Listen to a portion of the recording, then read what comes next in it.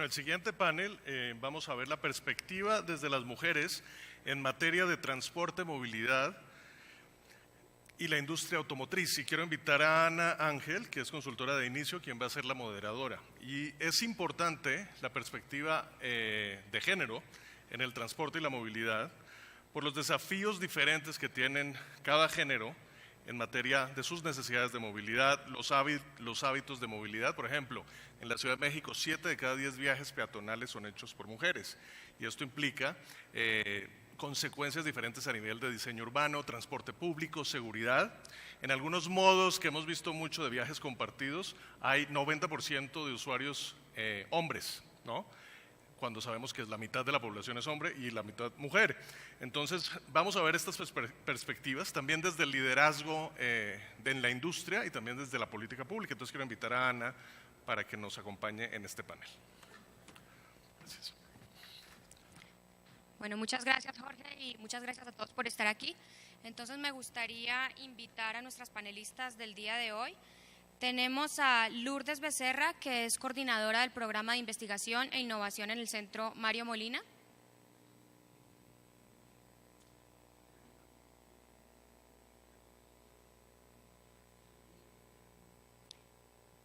Bueno, voy a invitar a la siguiente. Ana Sofía Sánchez Juárez es la CEO de Waze en México.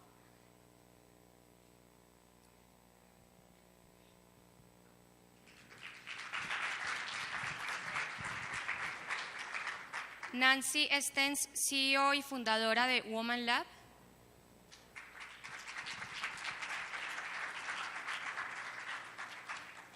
Laura Ballesteros, que es la secretaria ejecutiva en Mujeres en Movimiento y senadora suplente. Gracias.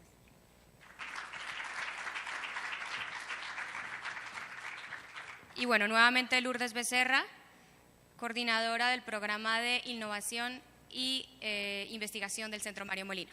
Bueno, muchas gracias. Bueno, pues en la tarde de hoy tenemos 4 mujeres líderes en el sector de la movilidad en México y en Latinoamérica. Este va a ser un panel pues muy diverso, no solo por el hecho de que somos mujeres, sino por el hecho de que todas trabajamos un poquito en diferentes ámbitos. Vamos a ver temas de Big Data, de apps, de investigación aplicada, de política pública, de asesoría y temas de investigación y research en gobiernos. Entonces, vamos a comenzar con la primera pregunta que me gustaría hacerles.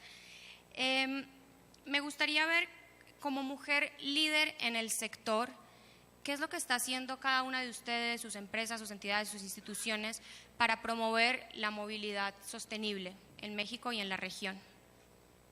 Podemos arrancar en orden si quieren. Voy a empezar. Pues mira, desde Waze estamos pues siempre enfocados en la funcionalidad de la aplicación, que si alguien no la conoce, es una aplicación dedicada a mejorar el tráfico y los trayectos de nuestros usuarios.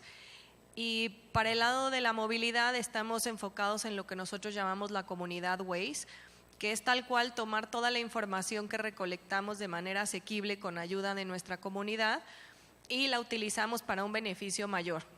Entonces, por un lado, tenemos asociación o con acuerdos con los gobiernos para un intercambio bidireccional de data, que es gratuito y es hacia los dos lados, con el objetivo de poder identificar los problemas más claves o más complejos hacia la movilidad en las ciudades y poder tomar acción y decisiones para mejorar estas comunidades.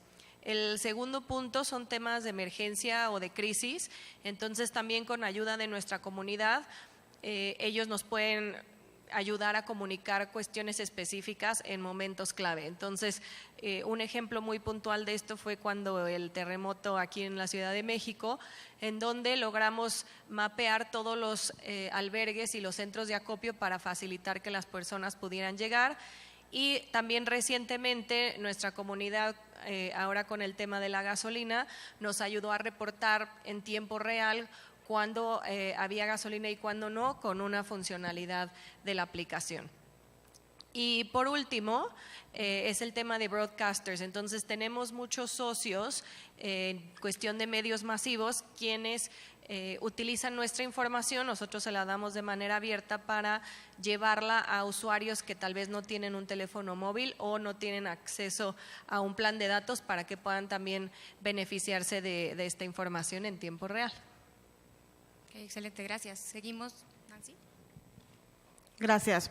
Ok, pues en Women Lab estamos literalmente apoyando todos los proyectos que tengan que ver con temas de movilidad. Tenemos a varias startups y estamos realmente pues mentoreándolos, estamos incubándolos, acelerándolos y tenemos, por ahí hay un proyecto muy importante sobre la movilidad enfocada en el área no tanto de energía eléctrica, que ahorita pues hay mucho que está en boca de todos, ¿no? De el carro eléctrico y los autos que se están poniendo con hidrógeno. Nosotros estamos yendo un poquito más allá en ese aspecto, que es alimentar un motor con energía a nivel biológico.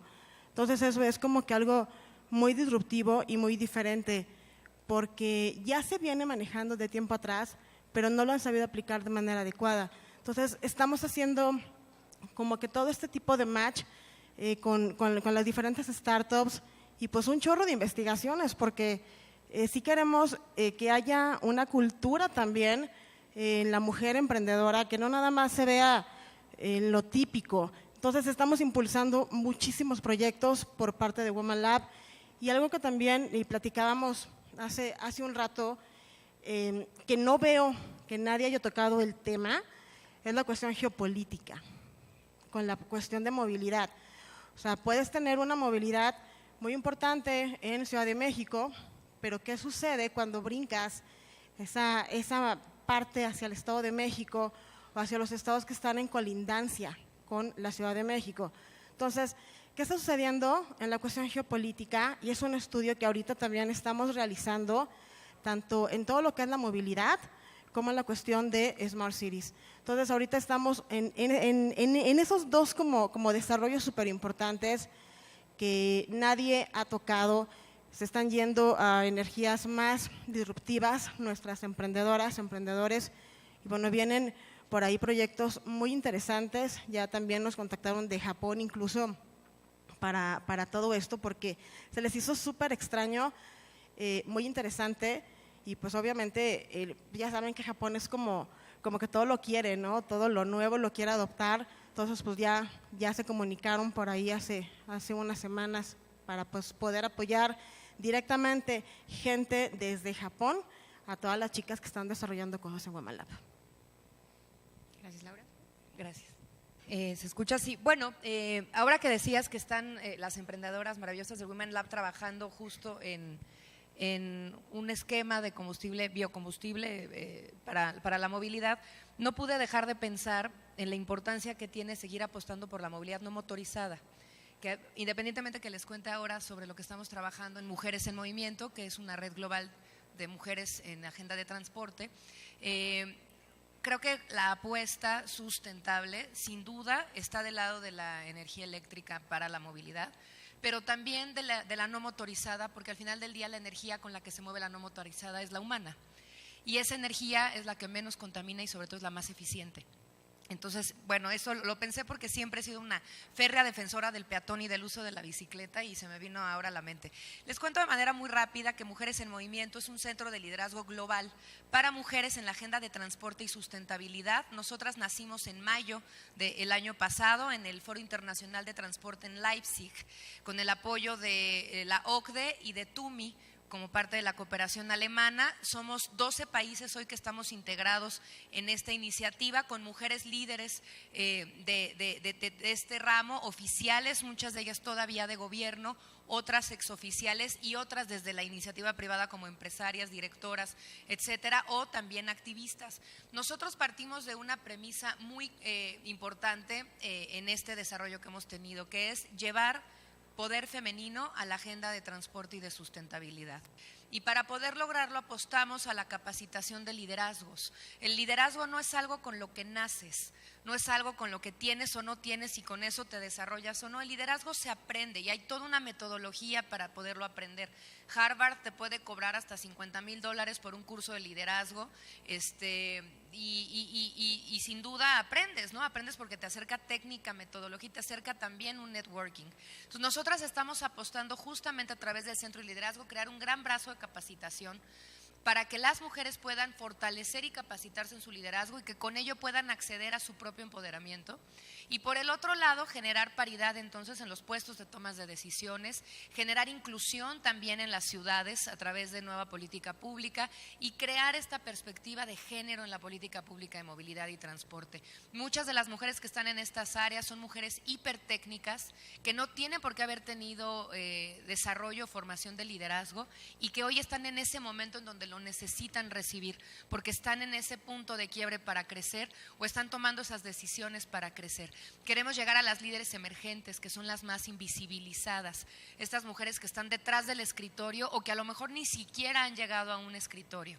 Entonces, en esta etapa de expansión, insisto, vamos a estar trabajando en los 12 países hoy situados en Iberoamérica: México, Costa Rica, Colombia, Ecuador, Argentina, Brasil, Chile, España, etcétera. Estamos construyendo la primera plataforma para el programa de liderazgo sustentable con un taller de implementación de proyectos. Así nos medimos por la cantidad de proyectos que se implementan, no por el número de mujeres que están en la red, y por el otro lado con una fuerte red de mentoras. Así que justo aquí estoy el día de hoy para invitarlas como líderes emergentes o como mentoras a que se unan. Estamos convencidas que el trabajo en red es fundamental, que no todas tenemos por qué hacer de todo, pero sí estamos obligadas a trabajar juntas, porque juntas somos más fuertes. Y esa conciencia es la que a nosotras nos mueve despertar en la colectividad. Gracias, Laura. Buenas tardes, muchas gracias por la invitación. Bueno, en el Centro Mario Molina es un centro de investigación con presencia en México y en Chile. Básicamente hacemos investigación para anticiparnos a los desafíos que se vienen en la movilidad, en todos los ámbitos, desde vehículos livianos, el transporte privado, el transporte público. Y bueno, entre estos desafíos me gustaría arrojarles un dato bastante alarmante y creo que también no se ha hablado mucho aquí.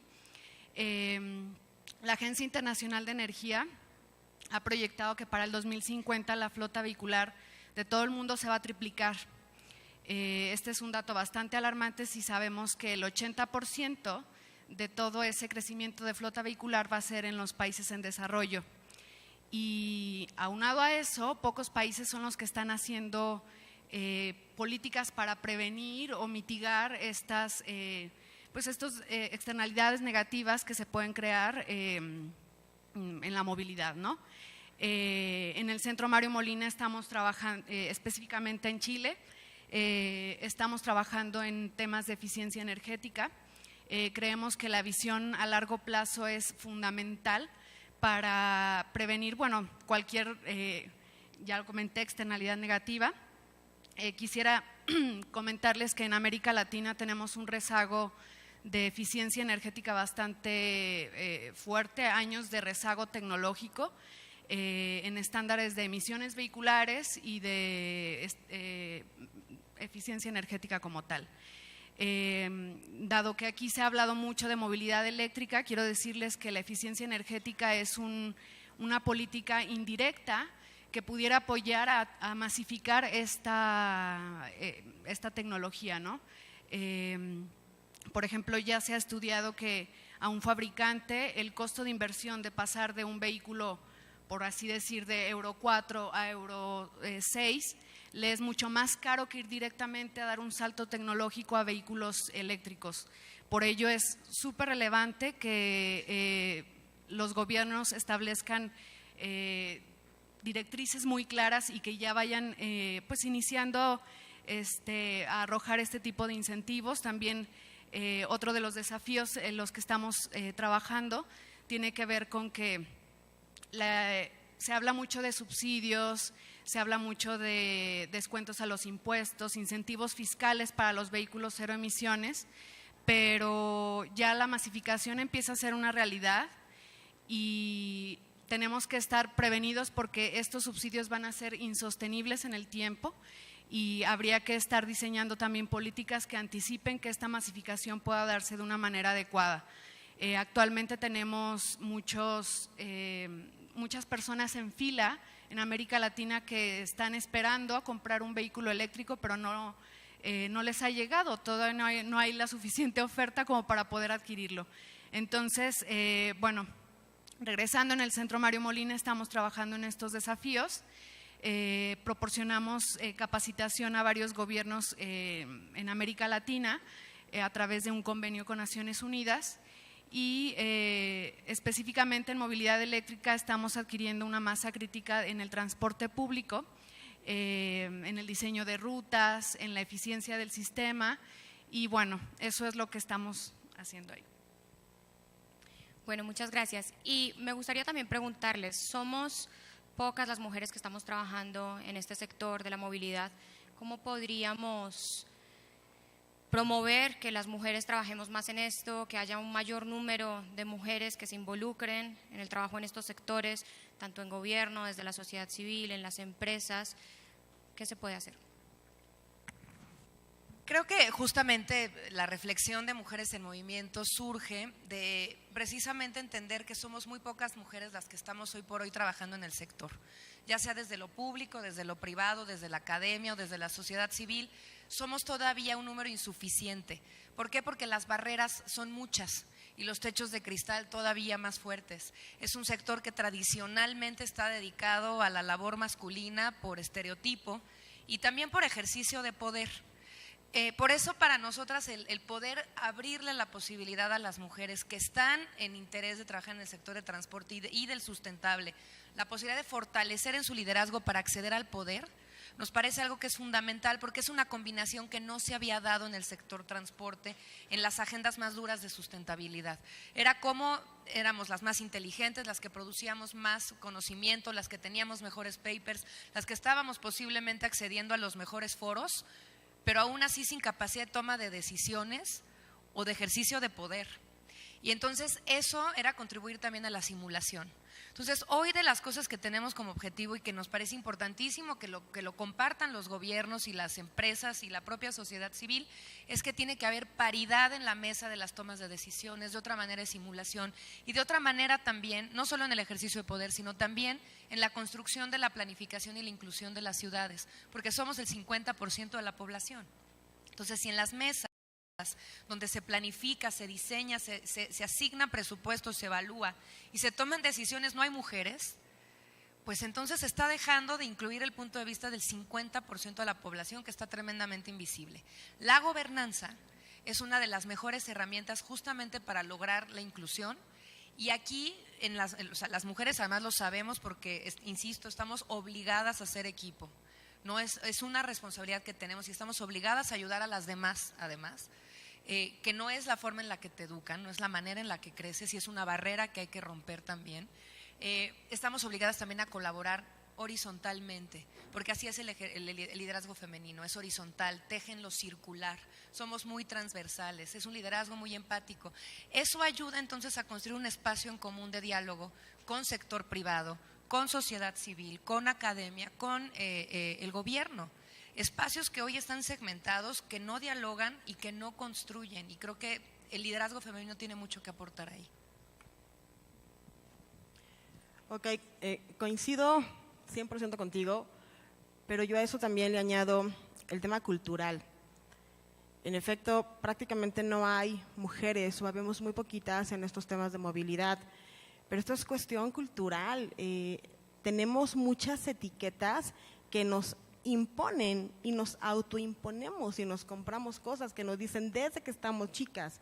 Entonces, ¿cómo vamos a lograr que la mujer se meta más en estos temas? Primero, romper nuestros propios paradigmas, nuestros propios esquemas, y el límite somos nosotros. Así de fácil. Nosotros somos los que nos vamos a ir poniendo esos límites mentales y que, ay, no, la mujer no puede hacer esto, la mujer nada más tiene que estar en casa.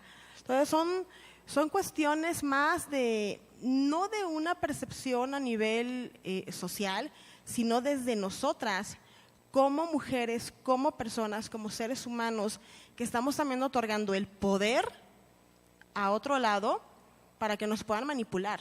Y esa es la realidad. El miedo que la mujer tiene al día de hoy de levantar la mano y decir, hey, mi voz vale, mi opinión cuenta, la verdad es que tienen que quitarse el miedo, tienen que quitarse el pánico, no pasa nada, no sucede nada. Lo único que te pueden decir, pues estás bien loca, ¿no? Si acaso, pero pues no importa, porque los locos somos los que cambiamos al mundo y esa es la realidad. Y es muy importante que la mujer se quite esos miedos, esos estigmas. Y algo que trabajamos mucho en Women Lab, primero es el emprender en ti como persona. Es básico. Y en temas de movilidad, pues está el cambio en nosotros, porque podemos desarrollar muchísimas cuestiones, muchísimas tecnologías, pero esto es de personas, no es de tecnología. Esto es de cambiar un mindset en nosotros, en poder decir, pues mira, resulta que voy al súper y lo tengo a 3 calles de mi casa, pues no me voy a llevar mi auto, no me cuesta nada el caminar, pero preferimos la comodidad.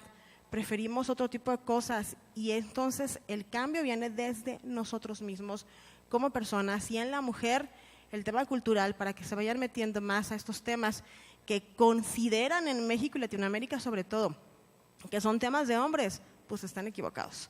Así se ha hecho creer, así se nos han hecho etiquetarse y autoetiquetarnos porque es la realidad de que no, la mujer no puede, eso es de hombres. Yo veo de repente mujeres que se les poncha la llanta y están allí así como que, pues a ver quién me viene a apoyar o le habla al seguro. Apréndelo a hacer. Entonces empieza desde nosotras mismas el hacer un empoderamiento dirigido e inteligente. Porque ahorita está muy de moda esa palabra, empoderamiento femenino. A mí se me hace una palabra prostituida. Hay que saberlo utilizar de manera correcta, de manera inteligente y guiarnos. Y como también bien dice la compañera, el apoyarnos entre todas es básico. Y el quitarnos los temas de envidias, de egos, de yo soy mejor que tú, simplemente es generar sororidad. Si no hay sororidad entre la mujer, definitivamente no vamos a poder cambiar nada, ni nuestra propia parte personal, ni el mindset, ni la movilidad. Estoy totalmente de acuerdo contigo. De hecho, hay un estudio de McKinsey en donde hicieron unas encuestas a las top 50 compañías en México, en donde preguntaban a los niveles de entrada si tenían deseos de ser líderes en sus empresas. Y el 90% de los hombres contestan que sí y el 87% de las mujeres contestan que sí. Sin embargo, cuando la pregunta es ¿y crees posible llegar a ese liderazgo?, el porcentaje de mujeres cae solamente a 30% cuando el de los hombres se mantiene alrededor del 80%. Entonces sí, hay un tema en las mujeres de creérnosla y creo que hay 4 o 5 ejemplos aquí muy claros de que sí se puede, tal vez no es tan fácil. De mi lado veo también muchas similitudes con la industria de la tecnología, en donde también había estos estigmas de es solo para hombres, solo los ingenieros, y en realidad es que no necesariamente tienes que ser ingeniero, matemático o físico para llegar a ser líder o para destacar en este tipo de industrias. Es creo que también un tema de querer y de estar enfocado. Por otro lado, invito a las personas que ya están en esta posición, yo le llamo un poco una cadena de favores. Yo puedo decir que estoy aquí gracias a muchas cosas, pero una de ellas a que tuve muy buenos jefes y tuve muy buenos coaches y muy buenos sponsors. Y ahí invito tanto a mujeres a apoyar a otras mujeres más jóvenes y también a los hombres a hacer un poco de conciencia. Si tienen hijas o tienen esposas, hablen con ellas, van a ver que no es un tema de estigma ni de cultura, es un tema yo creo que de costumbre. Y por ahí hay muchos casos en donde al momento de pensar diferente esto se rompe.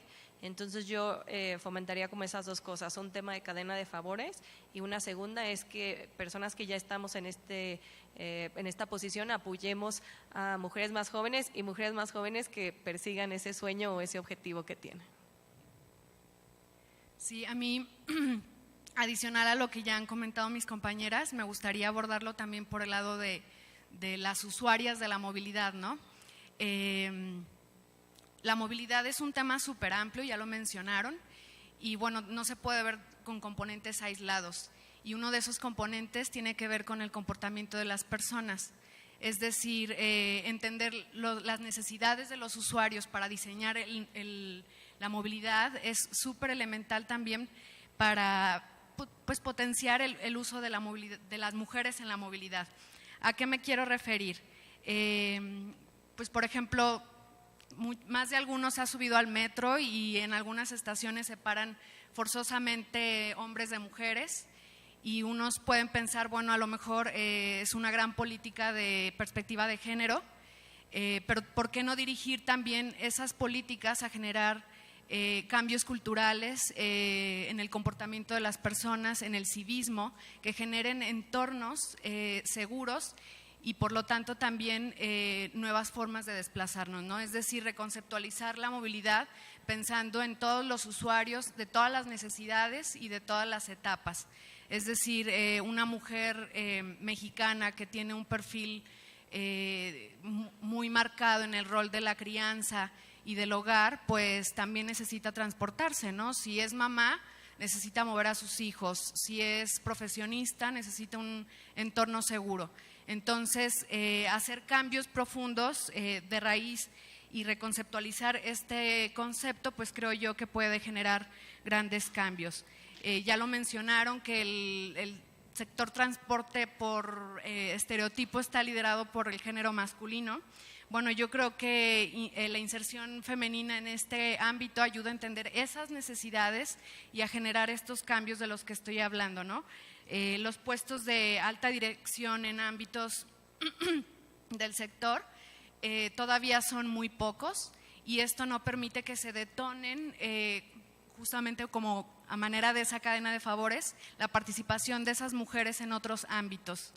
Yo vivo en Chile y me llama mucho la atención que en estos ámbitos los ministerios de transporte, energía y medio ambiente están liderados por mujeres.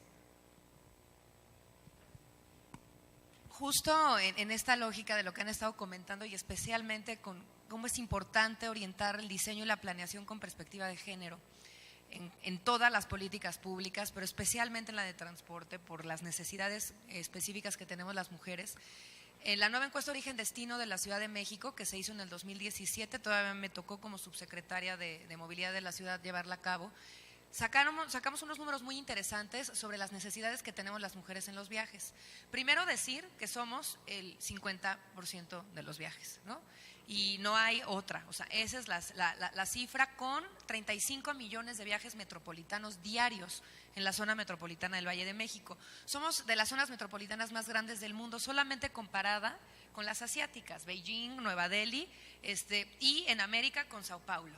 De ese tamaño es la zona metropolitana del Valle de México y la cantidad de viajes que administramos. Y las mujeres tenemos características, especialmente por los estereotipos que existen, de viajes de cuidado. Nosotras nos dedicamos a los viajes de cuidado, mientras que los hombres, la gran mayoría, más del 80%, se dedica a viajes para ir a trabajar. Nosotras nuestra característica de viajes son entre 4 y 5 viajes diarios. Los hombres solamente son 2, el de ida y el de regreso. El de nosotras son mucho más cortos, el de ellos son largos. Porque nosotras vamos, llevamos, traemos, compramos, recogemos el doctor, el niño, el abuelito, ¿no? O sea, esa movilidad de cuidado, movilidad de servicio, hace que las mujeres tengan necesidades completamente distintas, porque además son las que están, al hacer más viajes estamos expuestas mayor tiempo a la calle, al espacio público. Si el espacio público es inseguro, si no existe una política pública que fomente que también el transporte público sea considerado espacio público, si no tienes las condiciones de infraestructura para cargar bultos, para llevar carreolas, abuelitos, abuelitas, es decir, para conectar los viajes, porque hacemos 5 viajes, pues estamos perdiendo el tiempo. Entonces, este tipo de características son las que hoy sabemos de la ciudad en general y de la zona metropolitana y que son oro molido para las nuevas autoridades y también para los privados, para empezar a ofrecer soluciones que resuelvan. Las nuevas tecnologías, la movilidad como servicio ha venido también a revolucionar el viaje de las mujeres, porque hoy te mueves con esto, no te mueves con moneditas o con unas llaves, te mueves con tu celular. Si tienes acceso a un celular, que en la Ciudad de México más del 80% de las personas tienen acceso a un celular, pueden pedir en demanda cualquier tipo de servicio a la puerta de su casa. Me interesa y me interesa mucho que se avance por ahí, porque esa primera y última milla la resuelven, pero también me interesa y me interesa mucho que con estos números sepamos que quienes usan transporte público, las mayores usuarias son las mujeres, más del 60% de los viajes que hacen las mujeres se hacen caminando o en transporte público. Ahí está la necesidad, es inamovible, y garantizar una buena movilidad y el acceso del punto A al punto B empodera a las mujeres, porque las hace dejar de depender. Porque han de saber que en las casas cuando hay coche, y esto lo arrojó la nueva encuesta también, ese coche lo usa el hombre. Y entonces, Laura, ¿cómo se está abordando el tema de género, la perspectiva de género desde la política pública en la Ciudad de México, en el Gobierno de México como país? ¿Qué se está haciendo concretamente para atender estas necesidades específicas de las mujeres? Eso justamente es el primer gran paso a resolver, era la planeación, los datos para hacer la planeación, porque no existían. La última encuesta Origen-Destino databa del 2007. Imagínense lo que es hacer una planificación de una ciudad con 35 millones de viajes metropolitanos con datos del 2007. Entonces, convencer a las autoridades desde el área de gobierno que era importantísimo generar nuevos datos fue el primer gran reto. Después, convencer que se hiciera con perspectiva de género fue el segundo gran reto. Créanme que no fue fácil, e incluso a la academia le sigue costando mucho trabajo entender la necesidad. Y a partir de esto, la generación de información de estos datos, ¿no? Nosotros, además del primer estudio que se hizo, insisto, en 2017 con perspectiva de género, con el encuesta Origen-Destino, logramos a través de cooperación internacional con el Banco Interamericano de Desarrollo,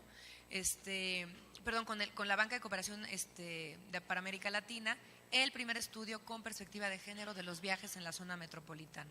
Esto hoy también es público, es parte de las condiciones que nosotros hicimos para poder avanzar en la cooperación. Y con estos datos y con este estudio, o sea, datos, planificación, se puede ya hacer el diseño de la política pública. La segregación no sirve. Esto es lo único que nos han ofrecido las autoridades en los últimos años, casi que en más de la última década. Segregar a las mujeres no sirve. Fue un primer paso hace años para lograr enfrentar la crisis que se estaba viviendo, pero eso no produce absolutamente nada, ni siquiera nos garantiza la seguridad. Y hoy estamos viendo también incluso el número de secuestros que se están reportando en el metro, que en los últimos días ha sido la noticia, ha sido la queja, que ha detonado marchas, que ha detonado peticiones. La política pública se ejerce sin duda desde gobierno, pero se construye de la mano de la comunidad. Desde mi punto de vista se tendrá que analizar si se tiene o no que lanzar la alerta de género en la Ciudad de México y a partir de ahí construir política pública especializada para la seguridad. Fíjese qué difícil, que hoy el primer gran paso que se tiene que tomar es garantizar la seguridad, que es lo mínimo que tendría que garantizar el Estado, porque no están siendo capaces, y entonces pensar ya en resolver los viajes y darles más opciones y hacerlos sustentables se vuelve prácticamente un sueño guajiro, porque no estamos pudiendo resolver lo básico que es la seguridad. Y nos comentabas, Ana Sofía, que bueno, ustedes, gran parte del trabajo que hacen también con las ciudades es recoger estos datos y ponerlos a disposición de las ciudades para que precisamente puedan tomar decisiones de política pública. ¿Qué han notado ustedes como diferentes patrones de uso de sus aplicaciones y del comportamiento de estos usuarios con esa perspectiva de género, ¿no? ¿Cuáles son esas diferencias? Sí, bueno, en realidad para nosotros todos los usuarios son iguales. Lo que sí es importante en este tema de colaboración con los gobiernos y sobre todo por la filosofía que tiene Waze de utilizar a la comunidad como parte de la solución, es un poco el cambio de mentalidad que tiene que haber en todas las personas. Por más tecnología, políticas públicas, por más cambios que haya, si la gente no quiere cambiar y no hay este cambio de mentalidad en las personas, es imposible querer encontrar soluciones en la movilidad. La gente tiene que estar dispuesta a cambiar su rutina, a cambiar su manera de transportarse, a pensar en opciones, y eso creo que es una de las cosas como más de mayor reto que enfrentan las ciudades tan grandes como las nuestras. ¿Y qué piensan ustedes, la que quiera responder, de cómo podemos llegar a ese cambio de mentalidad, ¿no? De caminar 3 cuadras porque voy a tomar una bicicleta o una patineta, o usar aplicaciones de intercambio modal, no tener que usar el coche para todo? ¿Qué podemos hacer para realmente promover este cambio cultural y de mentalidad? Yo considero que primero tenemos que hacer conciencia. Si no tenemos conciencia, nada va a suceder. Sí, hay que hacer una conciencia de la situación que se está viviendo y tener la firme convicción de decir, ok, tengo un auto, pero tengo muchísimo tráfico. Está la cuestión ahorita, como mencionas, de lo del metro, está de miedo. Y considero que se puede utilizar un auto, que de repente yo veo muchas personas, sobre todo las mañanas, una sola persona, un auto, y dices, no es posible. Y resulta que la persona que va adentro va a la misma zona, a lo mejor que pueden ir los demás. Entonces yo considero que podemos empezar el ayudarnos primero entre todos, como personas, como vecinos, o sea, decir, a ver, yo voy, no sé, a la zona norte, pues vámonos en un auto, ¿no? Y hacemos lo mismo de regreso, y hacer como un tipo car sharing, pero entre nosotros. Eso podría ser como que una parte de funcionar, ¿no? La parte colaborativa, el hacer conciencia de lo que estamos haciendo, el utilizar, no digo que más métodos eléctricos porque se saturarían también, pero pues sí está la cuestión de la bicicleta, ¿no? O sea, nosotros podemos caminar, o sea, tienes que ir a lo mejor a comprar algo rápido, pues vete caminando, pero nos da a veces como que esa flojera, no queremos salir de la zona de confort, y si no cambiamos la mentalidad que tenemos, pues difícilmente se va a poder lograr un cambio. Entonces, primero es reconocer lo que está sucediendo y decir, ok, hago conciencia, ¿y qué voy a hacer yo para poderlo solucionar? Porque es muy fácil voltear y decirle al gobierno, es que el gobierno no está haciendo nada. Bueno, ¿y qué estás haciendo tú? Y mucha gente se pone a pensar, ay, es que qué mundo le vamos a dejar a nuestros hijos. Yo me preguntaría al revés, ¿qué hijos le vamos a dejar al mundo? Entonces tenemos que empezar por nosotros, en nuestra casa, en nuestro hogar, y empezar a dar ejemplos a los más pequeños para que pueda hacer un cambio. Si no, definitivamente no considero que sea viable ni posible hacerlo, al menos en un tiempo corto. Sí, totalmente de acuerdo. Me ganaste la idea. Yo nada más agregaría que los tomadores de decisión sí tienen que generar en temas de movilidad un diseño inclusivo, les repito, para todos los usuarios. Y por parte también de políticas nacionales de educación, se tiene que también ir orillando a tener pues este reconocimiento en este desfase o en esta brecha de género que hay en todos los términos profesionales, seguridad, educativos, etcétera. Y bueno, tomar conciencia sería mi mensaje. Agregaría justo a tomar conciencia, cuando hablamos de política pública, generar infraestructura. La infraestructura crea cultura en términos de movilidad. Si tú le ofreces a la gente durante décadas una infraestructura pro coche, infraestructura gris con segundos pisos, estacionamientos, ensanchamientos de vialidades y cemento por todos lados, lo que vas a hacer es criar usuarios de coche. Y entonces te van a pedir consciente o inconscientemente coche, lo tengas o no. Todo mundo tiene un jet al menos en la cabeza, eso es muy cierto. Entonces, aún cuando hagas cruces seguros, como nosotros nos tocó impulsar más de 250 por toda la ciudad en 2 años, que con la escala mega que tiene la Ciudad de México, pues no se ven, ¿no? Estos los vas y haces en Querétaro y transformas la ciudad, los haces en la Ciudad de México y en la dimensión no te permite avanzar con la velocidad que quisieras.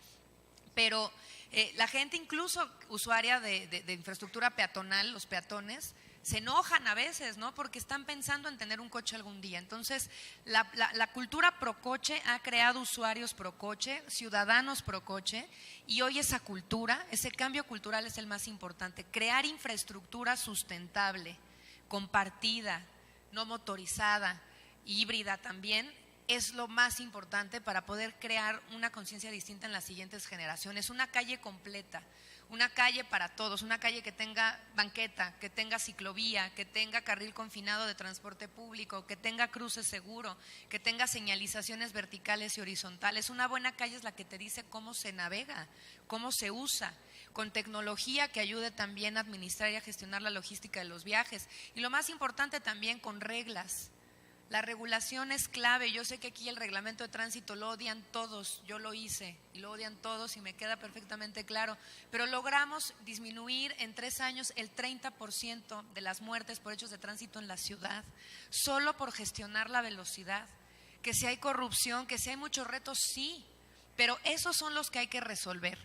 no quitarle a las personas la oportunidad a través de una gestión de la velocidad de llegar vivas y sin lesiones a sus destinos. Entonces, esa parte para mí sí es fundamental, porque sin infraestructura no hay una nueva cultura. Sí, yo creo que volviendo al tema de género, las mujeres somos mucho más aversas al riesgo, ¿no? Percibimos más riesgo en usar una bicicleta porque la ciclorruta está en malas condiciones. Entonces yo creo que también para promover la movilidad motorizada, no motorizada, perdón, que hablabas tú antes, pues es necesario tener estas condiciones de infraestructura, ¿no?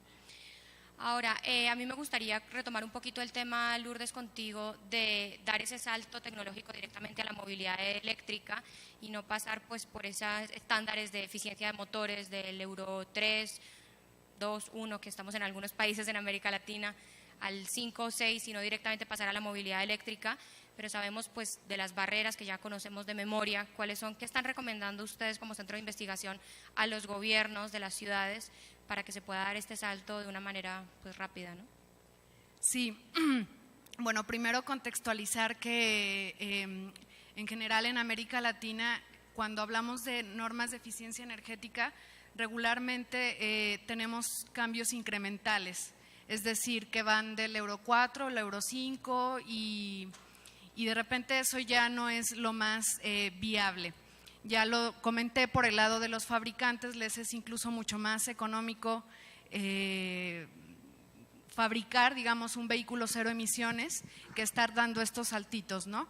Es súper interesante que los fabricantes ya anunciaron un futuro eléctrico, ya han dicho que para el 2000 muchas marcas que a partir del 2022 ya van a estar solo fabricando eléctricos. Pero por otro lado tenemos a los mismos fabricantes presionando a los gobiernos para que sus normas o estándares sean lo más flexible posible. Entonces, esto es, digamos, como un golpe bajo también, y lo más importante es que los gobiernos tienen que dar directrices muy marcadas, tienen que también solicitar o avanzar a estos estándares de eficiencia energética, pero todo esto tiene que ser bajo un enfoque sistémico. Sabemos los retos que en América Latina tenemos, todavía no tenemos combustibles limpios para poder acceder a tecnología limpia, y una vez que nosotros avanzamos en estándares de eficiencia energética podemos lograr que un vehículo convencional de combustión interna y uno eléctrico puedan competir limpiamente. Eso es básicamente lo que estamos recomendando. Y bueno, por el lado, aparte de estar avanzando con los temas de eficiencia energética y estándares de emisiones, también recomendamos mucho en paralelo estar trabajando políticas no fiscales como el etiquetado y la homologación para que haya más disponibilidad de vehículos eléctricos en el mercado. Otra política de largo plazo es que, por ejemplo, uno puede pedir, en California esto ya se hace, uno puede pedir cierta cuota, le puede pedir al fabricante que si va a poner a disposición cierta cantidad de vehículos a la venta en su país, que cierta cuota sea de vehículos cero emisiones. Él sabrá cómo le hace y esto puede ser paulatino, pero sí es muy importante que los gobiernos den esas directrices para que los fabricantes, tampoco se trata de ahorcarlos, puedan anticiparse y esto pueda acelerarse de una manera más transitoria. Bien, Laura, a mí me gustaría también preguntarte, desde el gobierno de México, ahora que estás como senadora, ¿cuál es ese eje central, ese eje fundamental en el que se está trabajando el tema de la movilidad sostenible? Porque sabemos que movilidad sostenible pues es todo un ecosistema, ¿no? Involucra muchísimas aristas. Entonces, ¿cuáles son los temas de foco, ¿no? ¿Es la eficiencia energética? ¿Es la movilidad eléctrica? ¿Es la movilidad no motorizada? ¿Es la seguridad en la movilidad? Es una pregunta muy importante, además me gusta que me la hagan porque me ayuda a aclarar qué demonios hace un senador suplente, ¿no? Que es una figura además en la ley mexicana que casi no existe en ninguna parte del mundo, y ayuda a aclarar que no hace nada. Un senador suplente es un repuesto de senador, eso es lo que es, estás en una lista, es como estar en una lista de reposición por si algún jugador sale. En este caso cada uno tiene un titular, en mi caso yo soy suplente de Xóchitl Gálvez, Xóchitl Gálvez es la senadora propietaria, en caso de que Xóchitl decida tomar una decisión distinta al Senado, entonces como dura 6 años y además la razón jurídica es que recae la soberanía popular sobre ese voto. A mí me votaron en la boleta también, te votan en fórmula siempre, para que la gente sepa que si alguien sale, quién es el que entra, para que no sea una decisión arbitraria del partido político a quien se pone, ¿no? Eso es un poco como la lógica. Sin embargo, como se podrán dar cuenta, soy una persona muy inquieta y no he dejado de estar muy pendiente de las agendas de movilidad sustentable a nivel local, a nivel país y a nivel global también. Y hay dos legisladoras, bueno, tres, porque Xóchitl también está muy metida en esto, que están trabajando los temas. Una es Patricia Mercado, que es senadora, presidenta de la Comisión de Desarrollo Metropolitano y Movilidad, y la otra es Pilar Lozano, que es la diputada presidenta de la misma comisión, pero en la Cámara de Diputados. Las comisiones normalmente tienen espejos en una y en otra cámara, exceptuando algunos temas. Están muy comprometidas con la agenda. He tenido la oportunidad de apoyarlas y de darles algunas directrices sobre lo que nacional e internacionalmente se trabaja. Han estado muy abiertas a escucharme no solo a mí, sino a los expertos, a las organizaciones. Y hay 3 proyectos específicamente hoy que se están trabajando en los siguientes meses, de los cuales va a ser una total innovación para el país. El primero, la Ley General de Seguridad Vial. Es fundamental porque hoy hay una pandemia de muertes por hechos de tránsito a ausencia de una política nacional de seguridad vial. En 3 años han fallecido 44,000 personas. Esto hace que además para niños y jóvenes sea la primera causa de muerte. Nada más para que se den una idea, anualmente por la violencia y el crimen organizado mueren 16,000 personas. Por hechos de tránsito mueren 14,000. Entonces, es el asesino invisible. No lo queremos ver, son muertes violentas y además son muertes evitables, que esta es la parte que más duele. Toda la gente que ha muerto por hechos de tránsito hoy tendría que estar con nosotros si hubiéramos tomado las medidas que teníamos que tomar. Si no, nos hubiera valido queso, regular la velocidad, hacer infraestructura, generar políticas públicas y respetar. Entonces, la ley de seguridad vial es importantísima, va a estandarizar criterios. Muchas de las cosas que se hicieron en Ciudad de México son replicables. Otras no, pero también hay otros estados que están haciendo cosas muy interesantes. Se quiere crear un registro nacional de conductores. Esto es importantísimo para que el estado de Guerrero no tenga la desfachatez de vender por 300 pesos en cualquier estado de la República una licencia por 5 años, porque pasa, ¿no? Y que además a todo mundo le den una licencia nada más por comprarla, porque no tienes que acreditar ni siquiera que puedes ver, como aquí había examen y se quitó en el sexenio de López Obrador. Y se ha tratado desde entonces de reintroducir. Con la ley de movilidad se hace obligatorio, esto es en el 2014, se hace por ley la obligatoriedad del examen. Sin embargo, burocráticamente ha sido un viacrucis y me tocó estar involucrada para impulsar la introducción. Y de hecho con la FIA trabajamos todo el año pasado, quedaron los protocolos listos para que ya se implementen, para que sea la FIA quien certifique a las escuelas para conducir. Y entonces las escuelas para conducir puedan estar haciendo estas labores de capacitación. Hay un largo trecho para implementar, pero hay un gran camino también avanzado. Y la ley de coordinación metropolitana, que es fundamental también para crear gobernanza. Hay 74 zonas metropolitanas en el país.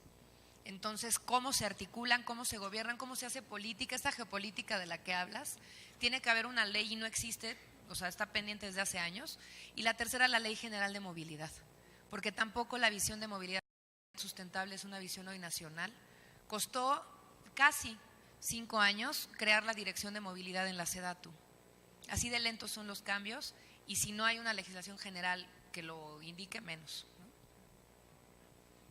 Bueno, y me gustaría, ya saliéndonos un poquito de México, que nos cuenten qué están haciendo sus organizaciones, Waze, Woman Lab, Centro Mario Molina, en otros países para promover la movilidad sustentable, algunos ejemplos de casos de éxito, los ejemplos como más relevantes y más, vamos a decir, emblemáticos de lo que sus organizaciones están haciendo fuera de México. Sí, pues estamos ahora iniciando un proyecto muy interesante. Se ha hablado mucho que Chile lleva la delantera en movilidad eléctrica, específicamente en el transporte público. Y bueno, ahora estamos iniciando un proyecto llamado Zebra, que tiene financiamiento del P4G, y lo que este proyecto trata es documentar toda la experiencia técnica que ha tenido Chile en el despliegue de estos vehículos eléctricos que actualmente y cómo cómo esta experiencia, a través de estar adquiriendo parámetros telemétricamente, todo esto que ya han mencionado por la mañana, cómo eso sirve para llegar a la meta del 2040, que es prácticamente tener, no recuerdo el dato, pero es casi toda la flota de transporte público con vehículo eléctrico. Entonces, este proyecto tiene el objetivo de poder apoyar también a las ciudades de Ciudad de México, Medellín y Sao Paulo, para que simultáneamente y a través de esta experiencia se pueda replicar la experiencia que se está teniendo en Chile, ¿no? Que mucho tiene que ver con las condiciones políticas que tuvo Chile en ese momento en el despliegue, y que, claro, ha sido un trabajo de bastante tiempo atrás, donde ha habido continuidad de política entre los gobiernos, y eso es el proyecto, uno de los proyectos estrella que vamos a iniciar. También estamos explorando en los nichos de la minería, específicamente también en movilidad eléctrica, intentando siempre encontrar beneficios sociales que ayuden tanto a la calidad del aire local como al cambio climático, y eso es como lo más actual. En cuanto a todos los temas de eficiencia energética que mencioné, tenemos ejemplos muy buenos, por ejemplo Perú, que ya ha logrado avanzar tanto en vehículos pesados como en vehículos ligeros, avanzar en normativa. Tenemos otros casos como Brasil, que ya próximamente también va a entrar con Euro 6, y México, que ya para el 2022 ya estamos esperando que ya se haga válido la vigencia para entrar básicamente la normativa Euro 6 también en vehículos pesados en México. Bueno, y del lado de Waze, justo relacionado al programa de Ciudadanos Conectados, uno de nuestros casos más interesantes es el caso de Río de Janeiro.